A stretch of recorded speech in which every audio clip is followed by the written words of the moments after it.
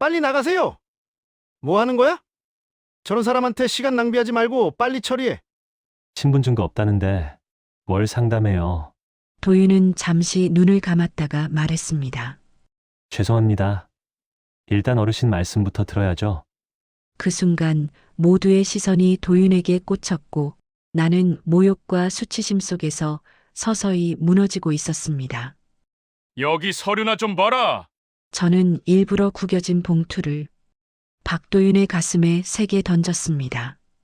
그는 놀란 눈으로 봉투를 붙잡았죠. 서류 맞으신가요? 조심스럽게 열어본 그는 멈칫했습니다. 전단지인데요. 추울 때 덮고 자려고 모은 거지 왜? 문제 있나? 제가 비아냥대자 주변에서 수군대는 소리가 들렸습니다. 혹시 밖에서 생활하십니까? 내가 그렇게 초라해 보여? 제 목소리가 은행 로비를 가르고 퍼졌습니다.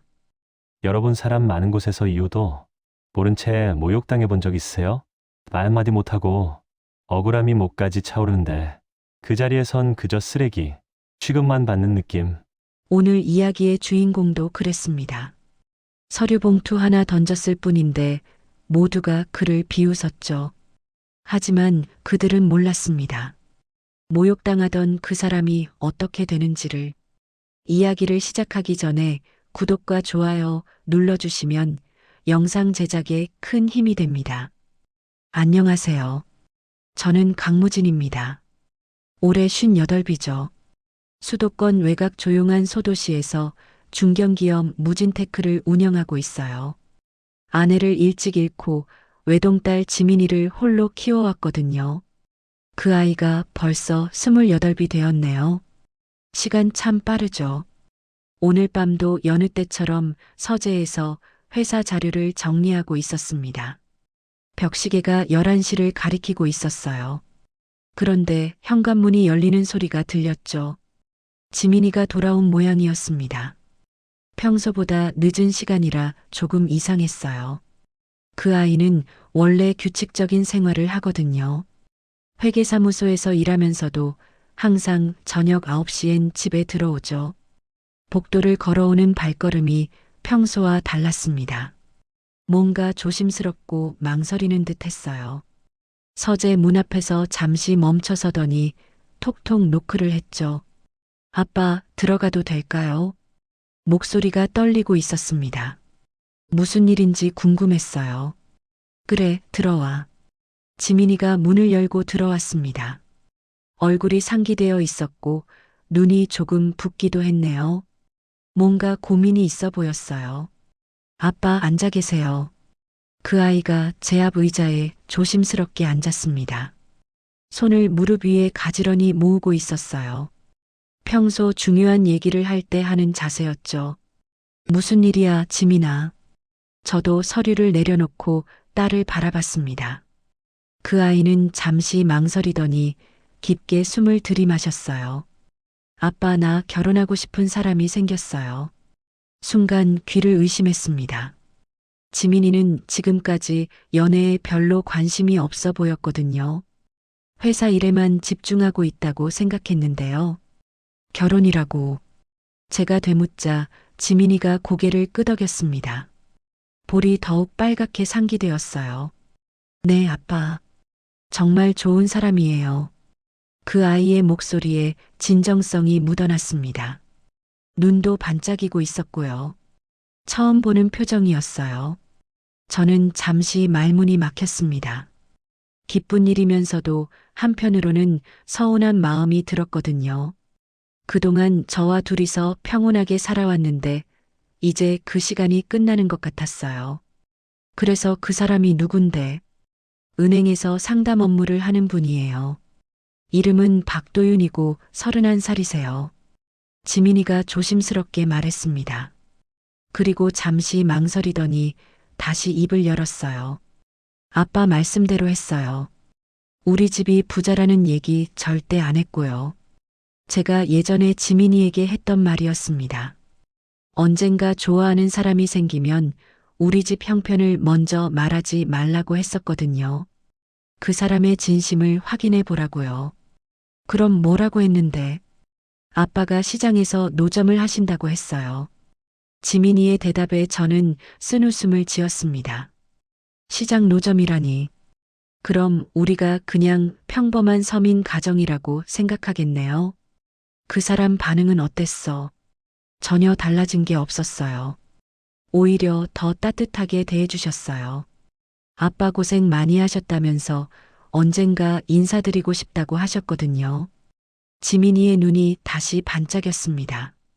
그 사람에 대한 믿음이 가득했어요. 아빠가 한번 시험해 주세요.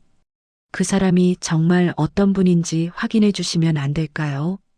딸의 간절한 부탁이었습니다. 목소리에 애원하는 기색이 역력했어요. 저는 딸을 한참 바라봤습니다. 28년 동안 키워온 제 딸이 이제 한 남자를 사랑하게 되었다는 게 실감이 안 났어요. 그동안 아빠만 바라보던 그 아이가요. 하지만 지민이의 표정을 보니 진심이라는 걸 알 수 있었습니다. 이런 모습은 처음이었거든요. 알겠다. 내가 그렇게까지 말한다면 아빠가 직접 확인해 봐야지. 제가 천천히 고개를 끄덕이자 지민이의 얼굴에 환한 미소가 피어났습니다. 정말요? 고마워요, 아빠. 그런데 어떻게 시험을 하지? 제가 묻자 지민이가 잠시 생각하더니 말했어요. 아빠가 정말 시장 노점하시는 분인 것처럼 만나보시면 어떨까요? 그럼 그 사람의 진짜 모습을 볼 수 있을 거예요. 딸의 제안이 나름 합리적이었습니다. 가난한 노점상의 아버지로 만나서 그 청년의 인격을 직접 확인해 보자는 거였어요. 그 사람 어디서 만날 수 있는데? 내일 오후에 시내은행에서 근무하세요. 제가 미리 연락해서 약속을 잡을게요. 지민이가 벌써 계획을 세우고 있었네요. 정말 이 결혼에 대해 진지하게 생각하고 있는 모양이었어요. 그날 밤 잠자리에 들면서도 계속 생각했습니다. 과연 그 박도윤이라는 청년이 어떤 사람일지 궁금했어요. 제 딸의 마음을 사로잡을 만큼 특별한 면이 있을 텐데요. 동시에 불안한 마음도 들었습니다. 만약 그 사람이 지민이의 진짜 집안을 알게 되면 어떻게 변할까 하는 걱정이었어요. 사람은 참 모르는 일이거든요. 다음 날 새벽 저는 평소보다 일찍 잠에서 깼습니다.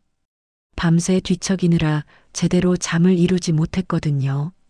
딸의 결혼 상대를 직접 시험해 본다는 게 쉬운 일이 아니었어요. 옷장을 뒤져 낡은 점퍼를 꺼냈습니다. 몇 년 전 산에 갈 때 입던 건데 색깔도 바래고 여기저기 얼룩이 져 있었어요. 해진 운동화도 찾았죠. 밑창이 닳아서 구멍 날 뻔한 것 말입니다. 거울 앞에 서서 모자를 눌렀었습니다. 평소 잘 쓰지 않던 오래된 캡모자였어요. 챙이 굽어 있고 색도 누렇게 변해 있었죠. 면도는 하지 않았습니다.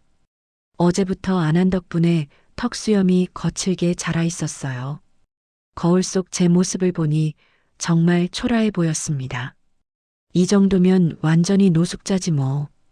혼자 중얼거리며 옷매무새를 더 헝클어뜨렸어요. 점퍼 지퍼도 고장난 것처럼 반쯤만 올렸죠. 지민이는 이미 출근한 상태였습니다. 어젯밤에 박도윤 씨에게 아버지가 대출 상담차 방문한다고 미리 연락해뒀다고 했어요. 중앙신용은행 소도시 지점은 시내 중심가에 있었습니다. 제가 운영하는 회사에서 그리 멀지 않은 곳이었어요. 평소라면 승용차로 금세 갈 수 있는 거리였죠. 하지만 오늘은 대중교통을 이용했습니다. 노숙자 행세를 하려면 차라리 버스가 자연스러웠거든요. 버스 안에서 다른 승객들의 시선을 느꼈습니다. 제 차림새를 힐끗힐끗 쳐다보는 게 보였어요. 평소 말끔한 정장 차림에 익숙했던 터라 이런 시선이 어색했습니다. 은행 앞에 도착해서 잠시 망설였어요. 정말 이렇게 해도 되는 건지 의문이 들었거든요. 하지만 딸의 미래가 걸린 일이라 생각하고 마음을 다잡았습니다. 유리문을 밀고 들어서자 차가운 에어컨 바람이 얼굴을 스쳤어요. 은행 내부는 깔끔하고 조용했습니다. 몇몇 손님들이 번호표를 뽑고 기다리고 있었죠. 입구 근처에 서 있던 젊은 여직원이 저를 보더니 당황한 표정을 지었습니다. 그러고는 조심스럽게 다가왔어요. 어르신, 어떤 일로 오셨습니까? 목소리에 경계하는 기색이 역력했습니다. 제 차림새 때문에 불편해하는 게 느껴졌어요. 대출 상담하러 왔어. 돈이 급해서 그래. 일부러 거칠게 말했습니다. 평소 부드러운 말투와는 정반대였어요. 여직원이 더욱 당황했습니다. 어떻게 처리해야 할지 모르는 듯 했어요. 그럼 저희가 안내를 해드릴 테니까. 그때 멀리 앉아있는 박도윤을 발견했습니다. 깔끔한 정장을 입고 책상에서 서류를 정리하고 있었어요. 얼굴은 단정하고 인상도 나쁘지 않았습니다. 저는 갑자기 큰 소리를 질렀어요. 나 저 사람한테 받을 거요. 박도윤 씨, 그 사람 아니면 상담 안 해. 손가락으로 박도윤을 가리키며 소리쳤습니다. 은행 안이 순식간에 조용해졌어요. 모든 사람의 시선이 저에게 쏠렸습니다. 대기하던 손님들도 고개를 돌려 쳐다봤고 직원들도 당황한 표정을 지었어요. 박도윤이 깜짝 놀란 채 자리에서 일어났습니다. 저를 본 적이 없는데 왜 자신을 지목하는지 이해하지 못하는 듯 했어요. 저기 고객님께서 박도윤 대리를 찾으신다고. 앞에 있던 여직원이 떨리는 목소리로 말했습니다. 상황을 어떻게 처리해야 할지 몰라 하는 게 역력했어요. 박도윤이 천천히 다가왔습니다. 당황스러워하면서도 차분하게 걸어오는 모습이었어요. 어르신, 무슨 일로 오셨죠? 박도윤의 첫 마디였습니다. 목소리가 생각보다 따뜻했어요. 제 차림새에 놀란 기색은 있었지만 무시하거나 거부감을 드러내지는 않았죠. 내가 한지민이 아버지야. 우리 딸이 자네를 소개해줬어. 박도윤의 표정이 순간 밝아졌습니다. 지민이 이야기를 미리 해둔 모양이었어요. 아, 지민이 아버님이시군요. 안녕하세요. 정중하게 인사를 했습니다. 하지만 제 모습을 보고 당혹감을 감추지 못하고 있었어요. 아마 이런 차림새는 예상하지 못했을 겁니다. 주변에서 웅성거리는 소리가 들렸습니다. 손님들이 수군거리며 저희를 쳐다보고 있었어요. 자네가 우리 딸하고 결혼하겠다는 그 청년인가? 네, 맞습니다. 하지만 여기서 이런 얘기를. 박도윤이 주변을 둘러보며 말했습니다. 시선들이 부담스러운 듯 했어요. 왜 부끄러운가? 내가 노점상이라서 창피하나? 일부러 더 큰 소리로 말했습니다. 박도윤의 반응을 시험해 보려는 의도였어요. 그런 게 아니라 손님들이 계시니까. 박도윤이 난처한 표정을 지었습니다. 주변 시선이 더욱 집중되고 있었거든요. 그때 은행장으로 보이는 중년 남성이 다가왔습니다. 얼굴에 불쾌한 기색이 역력했어요. 무슨 소동입니까, 이게? 여긴 은행이에요. 냉랭한 목소리였습니다. 저를 보는 시선에 경멸이 섞여 있었어요. 대출 상담하러 온 건데 뭐가 문제야? 제가 맞받아치자 은행장의 표정이 더욱 굳어졌습니다. 상담은 조용히 하는 겁니다. 다른 고객들에게 피해를 주시면 안 되죠. 박도윤 씨, 저분을 상담실로 모시겠어요. 박도윤이 재빨리 나섰습니다. 상황을 수습하려는 듯 했어요. 하지만 은행장이 제지했습니다. 잠깐만요. 이분이 정말 대출받을 자격이 있는 분인지 먼저 확인해 봐야겠어요. 서늘한 말투였습니다. 제 외모를 보고 판단하는 게 뻔했어요. 그 순간 저는 깨달았습니다. 이 상황이 단순히 사위감을 시험하는 일로 끝나지 않을 것 같다는 걸 말이에요. 뭔가 더 복잡하고 불편한 일로 번질 조짐이 보였습니다. 저는 일부러 구겨진 서류 봉투를 박도윤의 가슴에 툭 던졌습니다. 평소라면 절대 하지 않을 무례한 행동이었어요. 여기 서류. 박도윤이 깜짝 놀라며 봉투를 받아들었습니다. 예상치 못한 상황에 당황하는 기색이었어요. 그는 봉투를 조심스럽게 열어보더니 잠시 멈칫했습니다. 안에 들어있는 게 서류가 아니라는 걸 확인한 듯 했어요. 전단지인데요? 박도윤의 목소리에 의아함이 섞여 있었습니다. 하지만 비웃거나 화내지는 않았어요. 추울 때 덮고 자려고 모아둔 거지. 제가 건성으로 대답했습니다. 진짜 노숙자라면 이런 식으로 행동할 거라고 생각했거든요. 밖에서 생활하세요? 박도윤이 조심스럽게 물었습니다. 목소리에 연민이 섞여 있는 게 느껴졌어요. 내가 노숙자처럼 보여? 일부러 퉁명스럽게 되물었습니다. 그의 반응을 더 자세히 살펴보고 싶었거든요. 박도윤이 난처한 표정을 지었습니다. 뭐라고 대답해야 할지 고민하는 듯 했어요. 그러더니 부드럽게 말했습니다. 대출 받으시려면 신분증이 필요해요. 혹시 가지고 계신가요? 정중한 말투였습니다. 제 외모나 행동에 대해 직접적으로 언급하지 않았어요. 없어. 퉁명스럽게 답했습니다. 박도윤의 표정이 더욱 곤란해졌어요. 그때 주변에서 웅성거리는 소리가 더 커졌습니다. 다른 직원들이 저희를 주목하고 있었거든요. 은행장이 다시 다가왔습니다. 얼굴에 짜증이 역력했어요. 박 대리, 뭐 하는 거야? 빨리 처리해. 차가운 명령조였습니다. 박도윤을 압박하는 듯한 말투였어요. 박도윤이 한숨을 삼키는 게 보였습니다. 상황이 부담스러워하는 게 느껴졌어요. 어르신, 그럼 우선 식사부터 하실래요? 지금 점심시간이라 바로 상담이 어렵거든요. 예상치 못한 제안이었습니다. 저는 속으로 의심했어요. 내쫓는 건가 아니면 정말 챙기려는 건가? 박도윤의 진위를 파악하기 어려웠습니다. 하지만 그는 자연스럽게 말을 이었어요. 같이 가시죠. 제가 모시겠습니다. 진심으로 들렸습니다. 억지로 하는 말 같지는 않았어요. 하지만 은행장이 끼어들었습니다. 박 대리, 점심시간에 뭘 하겠다는 거야? 날카로운 목소리였습니다. 박도윤의 행동을 못마땅해 하는 기색이었어요. 고객 응대의 연장이라고 생각하시면 됩니다. 박도윤이 차분하게 대답했습니다. 하지만 목소리에 긴장감이 돌았어요. 고객이라고? 저런 사람이? 은행장이 저를 힐끗 쳐다보며 비꼬는 듯이 말했습니다.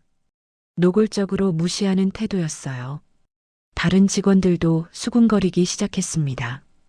저런 사람 상대할 시간에 다른 일 해야지. 대출도 못 받을 텐데 왜 시간 낭비를 해?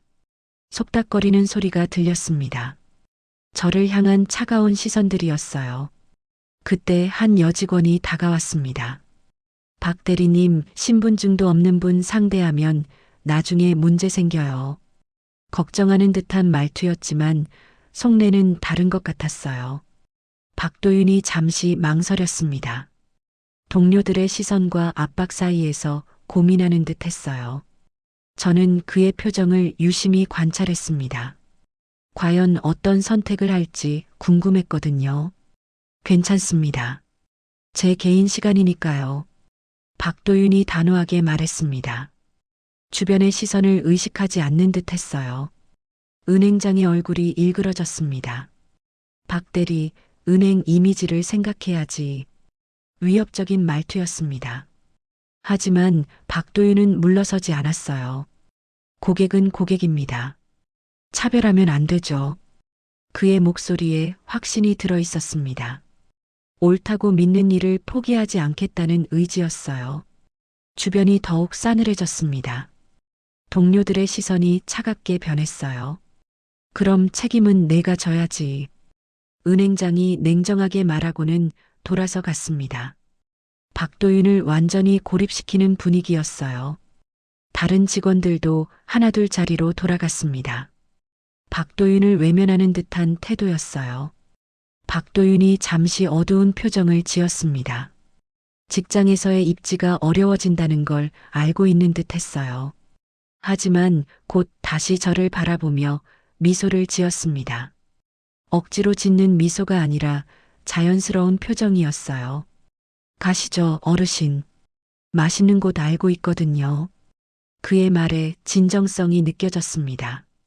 주변의 압박에도 불구하고 초심을 잃지 않는 모습이었어요.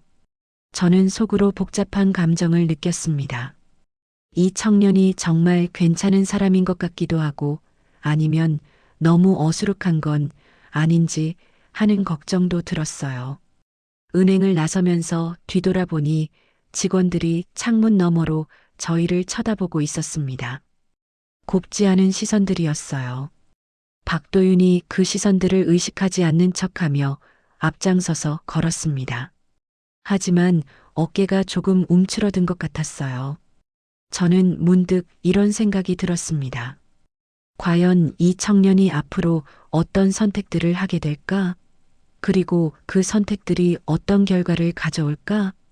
뭔가 단순한 시험으로 끝나지 않을 것 같은 불길한 예감이 들었어요.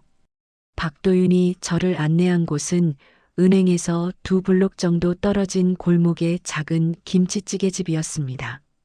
낡은 간판에 페인트가 벗겨져 있었고 문 앞에는 플라스틱 의자들이 놓여 있었어요. 여기 맛있어요. 많이 드세요. 박도윤이 먼저 들어가며 말했습니다. 목소리에서 진심이 느껴졌지만 저는 여전히 경계심을 늦출 수 없었어요. 식당 안은 생각보다 깨끗했습니다. 오래된 곳이지만 정성스럽게 관리하는 티가 났어요. 몇 개의 테이블이 전부였고 주방에서는 국물 끓는 소리가 들렸죠. 주인 아주머니가 반갑게 인사했습니다. 도윤이구나. 오늘도 왔네. 안녕하세요. 김치찌개 둘이요. 박도윤이 자연스럽게 주문했습니다. 이곳 단골인 것 같았어요. 저희는 구석자리에 앉았습니다.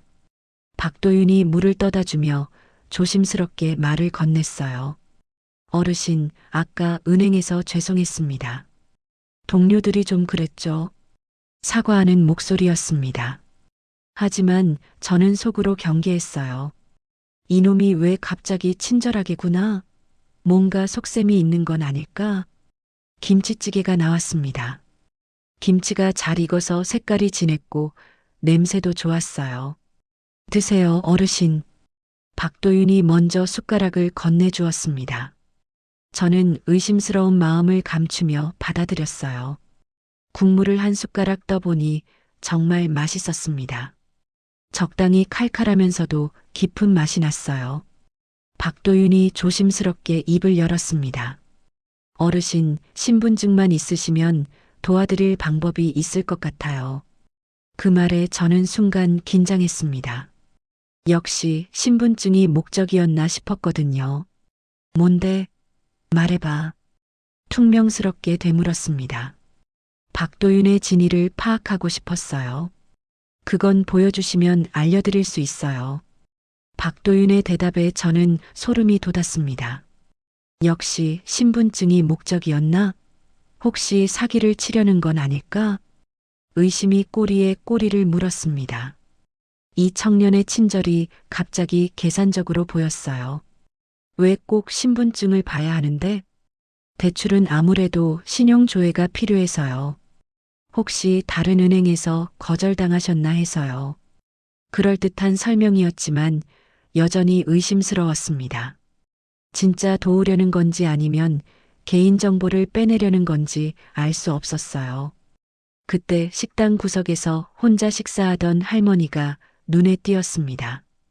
허리가 많이 굽어 있었고 옷차림도 초라했어요.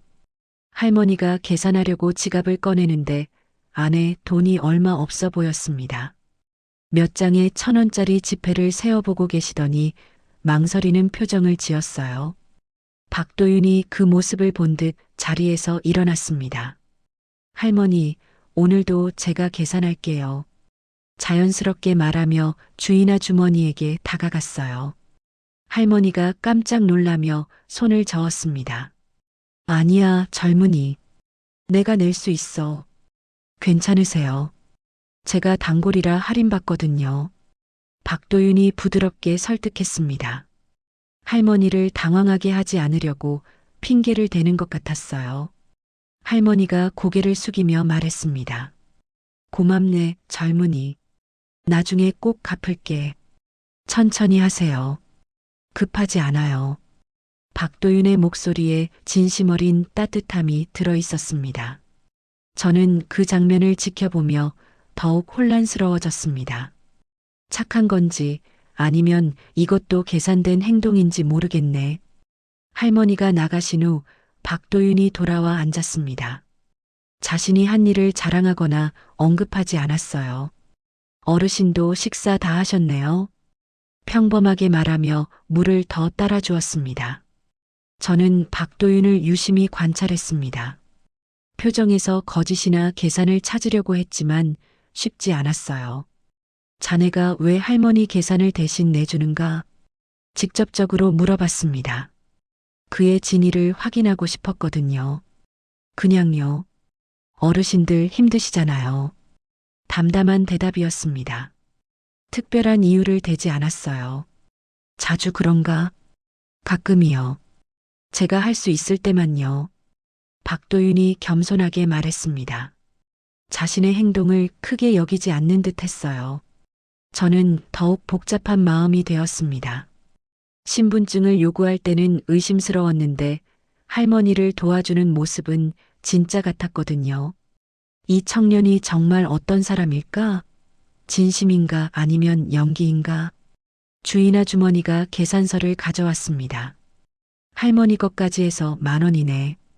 박도윤이 자연스럽게 계산을 했습니다. 저는 그냥 지켜보고 있었어요. 식당을 나서며 박도윤이 말했습니다.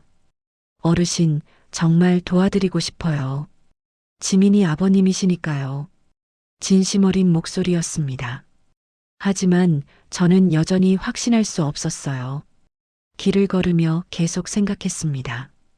이 청년의 진짜 모습이 무엇인지 알고 싶었어요.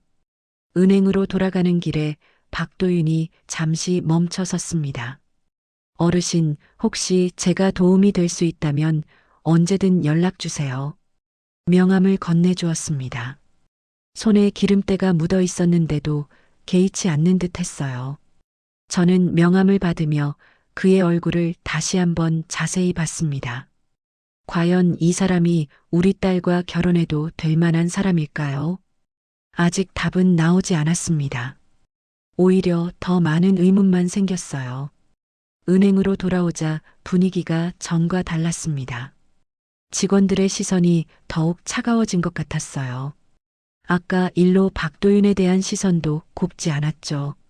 박도윤이 책상 서랍에서 종이 서류 한 장을 꺼냈습니다. 손이 살짝 떨리는 게 보였어요. 여기 서명만 하시면 돼요. 신분증은 나중에 가져오세요. 조심스러운 목소리였습니다. 하지만 저는 경계심을 늦추지 않았어요. 내용도 모르고 서명을 하라고 퉁명스럽게 되물었습니다. 무슨 함정이 있는 건 아닌지 의심스러웠거든요. 박도윤이 깊게 숨을 들이켰습니다. 뭔가 말하기 어려운 표정을 지었어요. 어르신, 연체 있으시죠? 대출은 지금 불가능해요. 침묵이 흘렀습니다. 저는 아무 말도 하지 않았어요. 그래서 신용회복 절차를 도와드리려는 겁니다. 박도윤이 서류를 가리키며 설명했습니다. 뭐? 저도 모르게 소리쳤습니다. 예상치 못한 말이었거든요. 많은 분들이 처음엔 안 하려고 해요. 근데 이걸로 다시 일어서는 분이 많습니다. 박도윤의 목소리에 확신이 들어 있었습니다. 진심으로 도우려는 마음인 것 같았어요. 그때 박도윤의 눈동자가 살짝 떨렸습니다. 뭔가 개인적인 감정이 올라오는 듯 했어요. 도와드리고 싶은 마음뿐이에요. 어르신들 보면 돌아가신 어머니 생각이 나서요. 순간 분위기가 변했습니다. 박도윤의 표정에 그리움과 아픔이 스쳐갔어요. 저는 말없이 그를 바라봤습니다. 그의 눈에서 진심을 읽을 수 있었거든요. 박도윤이 잠시 멈칫하더니 조심스럽게 말을 이었습니다. 저희 어머니도 말년에 경제적으로 어려우셨어요. 그때 제가 어려서 별로 도움이 못 됐었거든요. 목소리가 조금 떨렸습니다. 아픈 기억을 꺼내는 것 같았어요. 지금도 후회해요. 그때 더 잘해드렸으면 하고요. 박도윤이 고개를 숙였습니다. 자책하는 표정이었어요. 저는 갑자기 복잡한 감정이 밀려왔습니다. 아내를 일찍 잃고 딸을 혼자 키운 제 상황과 겹쳐 보였거든요. 박도윤이 다시 고개를 들었습니다. 그래서 어르신 같은 분들을 보면 그냥 지나칠 수가 없어요. 진심 어린 고백이었습니다. 계산이나 위선이 아닌 진짜 마음인 것 같았어요. 주변에서 동료들이 쑥덕거리는 소리가 들렸습니다. 또 시작이네. 저런 식으로 하면 실적만 떨어져. 차가운 시선들이었습니다. 하지만 박도윤은 개의치 않는 듯 했어요. 저는 그런 박도윤을 보며 어떤 결정을 내려야 할지 고민했습니다. 이 청년이 정말 신뢰할 만한 사람인지 아직 확신할 수 없었거든요. 하지만 어머니를 그리워하는 그의 모습에서 진정성을 느꼈습니다. 계산된 연기로는 나올 수 없는 자연스러움이 있었어요. 박도윤이 서류를 다시 밀어주었습니다. 천천히 생각해 보세요. 급하지 않으니까요. 강요하지 않는 태도였습니다. 오히려 제게 선택권을 주고 있었어요. 저는 서류를 들여다봤습니다. 복잡한 내용이었지만 박도윤의 설명대로라면 도움이 될 것 같았어요. 과연 이 청년을 믿어도 될까요? 딸의 미래를 맡겨도 될 만한 사람일까요? 마음 한편에서는 의심이, 다른 한편에서는 신뢰가 자라나고 있었습니다. 저는 한참 동안 박도윤을 바라봤습니다. 그의 진심 어린 모습을 보고 있자니 더 이상 속일 수 없다는 생각이 들었어요. 마음속 갈등이 점점 커졌습니다. 이 청년을 계속 시험하는 게 맞는 건지 아니면 이제 그만두는 게 나은 건지 고민됐거든요. 박도윤이 여전히 서류를 정리하며 기다리고 있었습니다. 제가 결정을 내리기를 차분히 기다리는 모습이었어요. 주변의 시선들도 느껴졌습니다. 다른 직원들이 저희를 지켜보고 있었거든요. 은행장도 멀리서 못마땅한 표정을 짓고 있었어요. 저는 깊게 숨을 들이쉬었습니다. 그리고 결심을 했어요. 사실 나 자네 여자친구 아버지야. 조용히 말했습니다. 박도윤의 손이 순간 멈췄어요. 예, 뭐라고 하셨나요? 박도윤이 되물었습니다. 제 말을 제대로 듣지 못한 것 같았어요. 한지민이 아버지라고. 내가 강무진이야. 더 명확하게 말했습니다. 박도윤의 얼굴이 순간 굳어졌어요. 장인어른이요? 박도윤의 목소리가 떨렸습니다. 믿기 어렵다는 표정을 지었어요. 저는 모자를 벗었습니다. 그러자 평소 제 모습이 드러났어요. 미안하네. 자네를 시험하려고 이런 짓을 했어. 솔직하게 사과했습니다. 박도윤은 여전히 충격받은 표정이었어요. 아, 아버님? 박도윤이 다시 한번 확인하듯 물었습니다. 그러더니 갑자기 허리를 90도로 깊숙이 숙였어요. 죄송합니다. 제가 몰라 배웠습니다. 정중한 인사였습니다. 당황스러워하면서도 예의를 지키는 모습이었어요. 고개 들어. 내가 속인 거니까 미안해해야 할 사람은 나야. 제가 박도윤의 어깨를 가볍게 두드렸습니다. 박도윤이 천천히 고개를 들었습니다. 얼굴이 빨갛게 상기되어 있었어요. 그럼 정말 지민이 아버님이세요? 그래. 무진테크 회장이야. 제가 명함을 꺼내 보여줬습니다. 박도윤이 명함을 받아보더니 깜짝 놀랐어요. 아, 그 무진테크요? 정말 대단한 회사신데. 자네가 아까 나한테 돈 빌려준다고 했지? 잠깐, 그건 왜 그런 거야? 제가 궁금한 걸 직접 물었습니다. 진짜 의도가 뭔지 알고 싶었거든요. 박도윤이 얼굴이 더욱 빨개진 채 말했습니다. 아버님이 필요하시면 제가 가진 만큼 도와드리는 건 당연하죠. 이제 가족이 될 뿐이니까요. 그 말에 제 마음이 순간 흔들렸습니다. 진심이 느껴졌거든요. 돈도 없는 노점상 아버지를 도와주겠다고? 돈이 있고 없고가 중요한 게 아니라 지민이 아버님이시잖아요. 박도윤의 대답이 간단명료했습니다. 계산 없는 순수한 마음이었어요. 주변에서 웅성거리는 소리가 들렸습니다.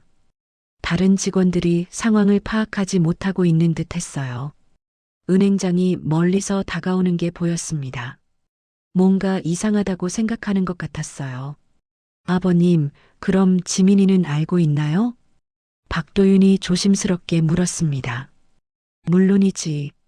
이 시험도 지민이가 부탁한 거야. 정말 시험이었군요. 그럼 제가 합격한 건가요? 박도윤이 조금 긴장한 듯 물었습니다. 불안한 표정이었어요. 저는 잠시 생각했습니다. 과연 이 청년을 어떻게 평가해야 할까요? 오늘 하루 지켜본 박도윤의 모습이 떠올랐습니다. 할머니를 도와주던 모습, 동료들의 압박에도 굽히지 않던 모습, 가난한 노점상 아버지도 가족으로 받아들이겠다던 모습까지요. 글쎄, 아직 다 끝난 건 아니야. 제가 애매하게 답했습니다. 사실 마음속으로는 거의 결정이 났지만 바로 말하기는 어려웠어요. 박도윤의 표정이 조금 어두워졌습니다. 아직 불확실한 상황이 부담스러운 것 같았어요. 그때 은행장이 다가왔습니다. 박 대리, 뭐 하는 거야? 손님이 뭔가 문제를. 은행장이 말을 하다가 제 모습을 보고 멈췄습니다. 뭔가 이상하다는 표정을 지었어요. 아, 안녕하세요.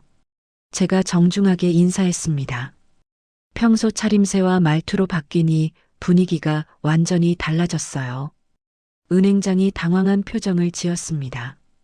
아까의 노숙자 같던 사람이 갑자기 점잖은 모습으로 변한 게 이해되지 않는 듯 했어요. 박도윤이 은행장에게 상황을 설명하려고 했지만 저는 손으로 제지했습니다. 나중에 얘기하자. 일단 나가자. 박도윤과 함께 은행을 나섰습니다. 뒤에서 은행장과 직원들의 놀란 시선이 느껴졌어요. 밖으로 나오니 시원한 바람이 불었습니다. 긴장이 조금 풀리는 느낌이었어요. 아버님, 정말 놀랐습니다. 박도윤이 솔직하게 말했습니다. 나도 놀랐어. 자네가 생각보다 괜찮은 사람이라서 말이야. 제가 웃으며 답했습니다. 박도윤의 얼굴에 안도의 표정이 스쳤어요. 하지만 아직 모든 게 끝난 건 아니었습니다. 진짜 시험은 이제부터인지도 모르거든요. 그날 오후 저는 박도윤과 함께 제 회사로 향했습니다. 시험은 끝났지만 아직 해야 할 이야기가 남아 있었거든요. 차 안에서 박도윤은 계속 조심스러워했습니다. 갑자기 예비 장인이 회사 회장이라는 사실을 알게 되어서 당황한 것 같았어요. 지민이한테는 아직 얘기하지 마. 제가 미리 당부했습니다. 오늘 일은 저와 박도윤만의 비밀로 남겨두고 싶었거든요. 네, 알겠습니다. 박도윤이 고개를 끄덕였습니다. 여전히 긴장한 목소리였어요.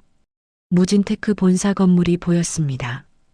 지상 15층짜리 현대적인 건물이었어요. 주차장에서 내리자 박도윤이 건물을 올려다봤습니다. 여기가 지민이가 다니는 곳이요? 아버님 회사였어요? 놀란 목소리였습니다. 이제야 지민이의 진짜 집안을 실감하는 것 같았어요. 그래. 지민이는 회계팀에서 일하고 있어. 제가 담담하게 말했습니다. 박도윤의 반응을 지켜보고 싶었거든요. 로비에 들어서자 직원들이 저를 보고 정중하게 인사했습니다. 안녕하십니까, 회장님. 수고하네. 제가 간단히 인사를 받으며 엘리베이터로 향했습니다. 박도윤이 제 뒤를 따라오며 주변을 둘러봤습니다. 회사 규모에 압도된 것 같았어요. 회장실에 도착했습니다. 넓은 사무실에는 대형 책상과 소파, 그리고 벽면 가득한 서가가 있었어요. 앉아. 제가 소파를 가리키며 말했습니다. 박도윤이 조심스럽게 앉았어요. 저는 그 앞에 앉아 박도윤을 바라봤습니다. 오늘 하루 동안 지켜본 그의 모습들이 떠올랐어요. 할머니를 도와주던 모습, 동료들의 시선에도 굽히지 않던 모습, 가난한 노점상도 가족으로 받아들이겠다던 모습까지요. 결론부터 말하지. 자네 시험 통과다. 조용히 말했습니다. 박도윤의 눈이 순간 커졌어요. 정말인가요? 믿기 어렵다는 표정을 지었습니다. 자네는 괜찮은 사람이야. 지민이와 결혼해도 좋다. 제 진심을 전했습니다. 박도윤이 그 자리에서 고개를 깊숙이 숙였어요.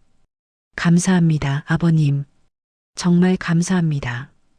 떨리는 목소리였습니다. 감격해하는 게 느껴졌어요. 고개 들어. 이제 가족이 될 사람인데. 제가 부드럽게 말했습니다. 박도윤이 천천히 고개를 들었어요. 그런데 자네한테 제안이 하나 있어. 무슨 제안인가요? 박도윤이 궁금해했습니다. 자산관리팀장 자리 자네에게 맡기고 싶네. 제가 진지하게 말했습니다. 박도윤이 깜짝 놀라며 말을 잇지 못했어요. 저를요? 제가 감당할 수 있을까요? 당황한 목소리였습니다. 자신 없어 하는 기색이었어요. 자네라면 충분히 해낼 거야. 오늘 보니까 확신이 들었어. 제가 격려했습니다. 정말로 그렇게 생각했거든요. 하지만 저는 은행 경험밖에 없는데요. 박도윤이 걱정스럽게 말했습니다. 금융 경험이 있으면 충분해. 게다가 자네는 사람을 보는 눈이 있어. 오늘 할머니를 도와주던 모습이 떠올랐습니다. 그런 마음씨면 직원들과도 잘 지낼 거라고 생각했어요. 아버님이 저를 믿어주신다면 최선을 다하겠습니다. 박도윤이 진지한 표정으로 말했습니다. 책임감이 느껴졌어요. 좋아. 그럼 내일부터 출근하게. 제가 결정을 내렸습니다. 박도윤의 얼굴에 놀라움과 기쁨이 동시에 스쳤어요. 이렇게 갑자기 괜찮을까요? 괜찮아. 회장인 내가 결정하는 거니까. 제가 웃으며 답했습니다. 그때 노크 소리가 들렸습니다. 들어와. 문이 열리며 지민이가 들어왔습니다. 퇴근 인사를 하러 온 것 같았어요. 아빠, 퇴근어? 지민이가 박도윤을 보고 깜짝 놀랐습니다. 도윤 오빠, 왜 여기에? 당황한 목소리였습니다. 예상치 못한 상황이었거든요. 아, 지민아. 박도윤도 당황해했습니다. 어떻게 설명해야 할지 몰라 하는 듯 했어요. 아빠가 도윤 씨를 만나봤어. 제가 간단히 설명했습니다. 구체적인 내용은 말하지 않았어요. 어떠셨어요? 지민이가 조심스럽게 물었습니다. 긴장한 표정이었어요. 괜찮은 사람이네. 결혼 허락한다. 제가 간단히 말했습니다. 지민이의 얼굴이 환하게 밝아졌어요. 정말요? 정말이야. 제 대답에 지민이가 기뻐했습니다. 박도윤도 안도의 표정을 지었어요. 그리고 도윤 씨는 내일부터 우리 회사에서 일하게 될 거야. 네. 지민이가 또 놀랐습니다. 연달아 놀라운 소식이었거든요. 자산관리팀장으로 발령났어. 정말 대단해요, 도윤 오빠. 지민이가 기뻐하며 박도윤을 바라봤습니다. 자랑스러워하는 표정이었어요. 박도윤이 수줍게 미소를 지었습니다. 모든 게 꿈만 같다는 표정이었어요. 자, 그럼 오늘은 여기서 마무리하자. 내일 정식으로 인사드릴게. 제가 일어서며 말했습니다. 박도윤이 다시 한번 정중하게 인사했습니다. 정말 감사합니다, 아버님. 고맙다고 할 건 없어. 앞으로 지민이 잘 부탁해. 제가 진심으로 말했습니다. 지민이와 박도윤이 함께 퇴근했습니다. 둘 다 행복해 보였어요. 저는 창가에 서서 그들이 나가는 모습을 바라봤습니다. 오늘의 시험이 좋은 결과로 끝나서 다행이었어요. 앞으로 이 청년이 어떤 모습을 보여줄지 기대되었습니다. 몇 달이 흘렀습니다. 봄이 오고 있었어요. 박도윤은 은행에서의 마무리 업무를 깔끔하게 정리했습니다. 동료들과도 좋은 관계를 유지하며 떠났어요. 마지막 날 은행장도 아쉬워하더군요. 무진테크 자산관리팀장으로 정식 합류한 도윤은 기대 이상의 능력을 보여줬습니다. 꼼꼼하면서도 직원들을 배려하는 리더십이 돋보였어요. 도윤 팀장님 정말 좋으세요. 직원들의 반응도 긍정적이었습니다. 소통을 중시하고 함께 성장하려는 그의 모습이 인상적이었거든요. 지민이도 회사에서 더욱 밝아졌습니다. 연인이면서 동시에 동료가 된 상황이 어색할 법도 한데 오히려 서로에게 좋은 자극이 되는 것 같았어요. 결혼 날짜도 정해졌습니다. 5월의 마지막 주였어요. 실록이 우거지고 햇살이 따뜻한 계절이었죠. 결혼식 당일 아침, 저는 일찍 일어나 정장을 차려입었습니다. 오늘은 제 딸이 새로운 인생을 시작하는 날이었거든요. 예식장에 도착하니 하객들이 하나둘 모여들고 있었습니다. 회사 직원들과 친지들이 축하하러 온 모습이었어요. 도윤이 저에게 다가왔습니다. 신랑 정장을 차려입은 모습이 의젓해 보였어요. 아버님, 안녕하세요. 정중하게 인사하는 도윤의 얼굴에는 긴장과 기쁨이 함께 어려 있었습니다. 오늘 주인공이네. 긴장되지? 조금요. 하지만 행복합니다. 도윤이 수줍게 미소를 지었습니다. 진심 어린 표정이었어요. 그때 도윤이 작은 꽃다발 하나를 제게 내밀었습니다. 소박하지만 정성스럽게 포장된 꽃이었어요. 아버님, 제가 밥 사드리던 어르신들이 3355 돈을 모아 보내주신 꽃입니다. 도윤의 목소리가 조금 떨렸습니다. 가족이 생긴 걸 축하한다고 하시면서요. 순간 제 가슴이 뭉클해졌습니다. 그 할머니들이 얼마나 어려운 형편인지 알고 있었거든요. 꽃다발을 받아들며 저도 모르게 눈시울이 붉어졌습니다. 참 좋은 사위 얻었구나. 진심에서 우러나오는 말이었습니다. 도윤의 인품을 다시 한번 확인할 수 있었어요. 감사합니다, 아버님. 도윤이 깊게 고개를 숙였습니다. 저는 그의 어깨를 다독여줬어요. 결혼식이 시작되었습니다. 지민이가 웨딩드레스를 입고 나타났을 때 모든 하객들이 감탄했어요. 정말 아름다웠거든요. 제가 지민이와 함께 버질로드를 걸었습니다. 28년 동안 제 곁에 있던 딸을 다른 남자에게 보내는 순간이었어요. 도윤이 지민이를 맞아주는 모습을 보며 안도했습니다. 진심으로 사랑하는 게 느껴졌거든요. 예식이 끝나고 피로연이 시작되었습니다. 많은 분들이 축하해 주셨어요. 그 중에서도 특별한 손님들이 있었습니다. 김치찌개집 할머니를 비롯해 도윤이 평소 도움을 주던 어르신들이 오신 거였어요. 젊은이가 좋은 일 있다고 해서 왔네. 할머니가 수줍게 말씀하시며 작은 봉투를 내밀었습니다. 할머니, 오셔서 감사해요. 도윤이 정중하게 인사드렸습니다. 그 모습을 보니 제가 올바른 선택을 했다는 확신이 들었어요. 저녁 무렵 신혼부부는 허니문을 떠났습니다.